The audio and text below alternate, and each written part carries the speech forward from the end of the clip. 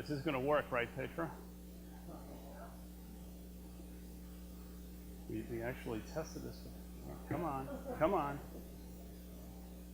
Oh, jeez. Here we go. Hope for the best. All right, we'll just go to this one. That's okay. So well, first of all, I'd like to thank Sam for his little insight at the beginning there that it's like being a professor up here, except it's a big difference, Sam, with you, because now the room is full, people are awake, and they're happy. So it's very different. There we go. Okay. Let's see. Got, it does take a little time to set up. I apologize for that. And let's see. We'll go here. And we got that. And let's see.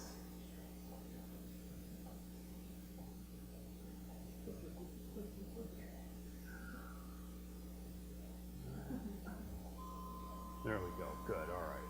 We'll put that over there. Great. And let's see. Okay. There. All right.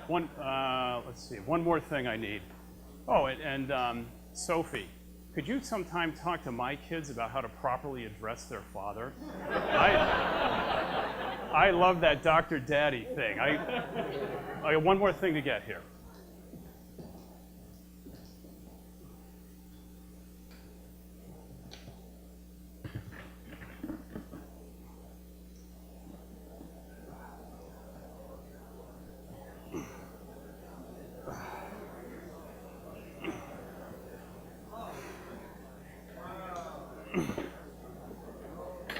Okay.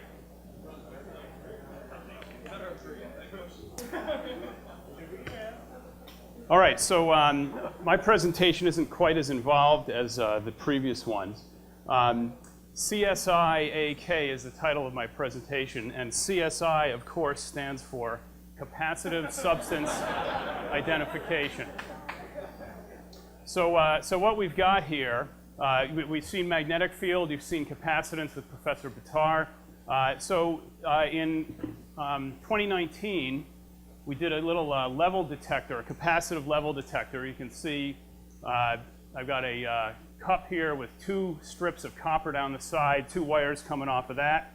And as you fill it up with water, the electric field lines from the 2 electrodes go through the water, and it changes the capacitance. You can measure the capacitance with an RC circuit or lots of different ways.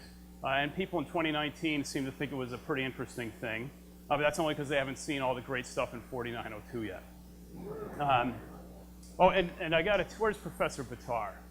What just happened here reminded me of when I started here in 1994. Professor Bitar was getting his master's degree at the time, and he was right in my class.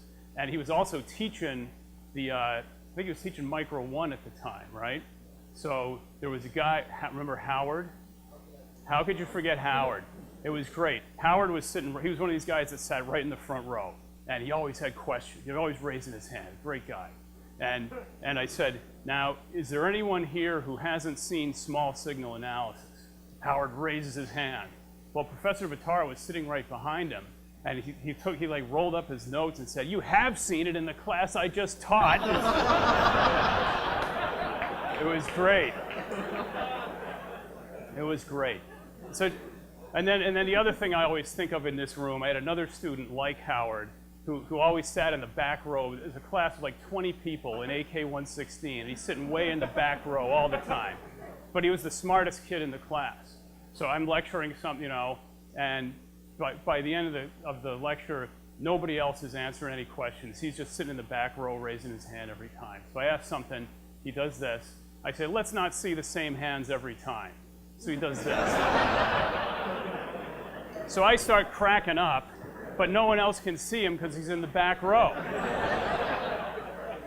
So that's what it's like.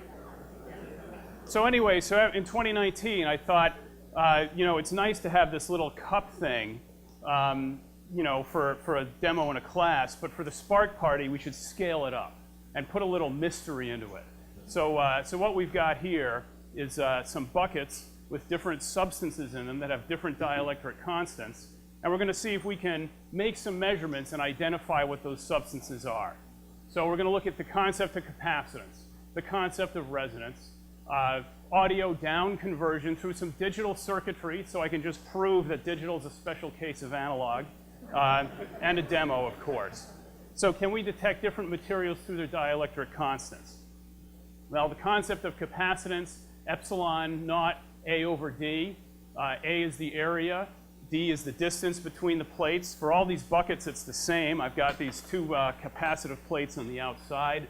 I'm just going to clip on there with the alligator clips, and then it's going to a circuit that's going to measure the capacitance somehow. Epsilon naught, the permittivity of free space. And if I put something in there, the relative dielectric constant is going to multiply that because the field lines are now going through a material. So the relative E sub r is going to scale the capacitance. And of course, the displacement current, if we fully analyze that, well, we don't need to, and those double integrals scare me. Is Professor Ludwig here? Well, now I can say anything I want, I guess, but let's just get rid of that. All right, so the idea of resonance. Resonance, we've got two energy storage modes in a system, the magnetic field in the inductor, the electric field in the capacitor. Sort of like a swing, the way energy gets traded back and forth between potential and kinetic energy. And it's got a natural frequency that it wants to oscillate at, and that's proportional to 1 over the square root of LC. So we've got an LC oscillator here, and we're going to use that, and as the frequency changes, we'll see it on the oscilloscope, we'll hear it, and we'll be able to see the difference between these different materials. And the issue is we want to get down to audio frequencies, but the values of the inductor and the capacitor that we have are going to make it too high a frequency. So we've got to do something about that. So let's get right on to how we solve that problem. Okay, the Barkhausen criteria. I didn't actually make up these slides, and somebody else did. I won't say who they are, Jeff and Petra, but they were really into the Barkhausen criteria, and I said, we don't need that. It's too complicated for the Spark Party. Don't put it in there. But I guess they insisted on one slide. So if we have a feedback loop and the gain is 1 around the loop, then it's going to oscillate. Okay, so they got their one slide of Barkhausen. Great. Oh, okay.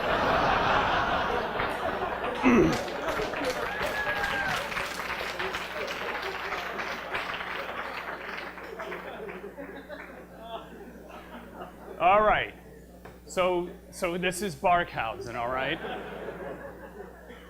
He's got a criteria named after him. He doesn't have a unit named after him. I always wanted to have a unit named after me. People who've had class with me know that. If there was a unit for procrastination, that would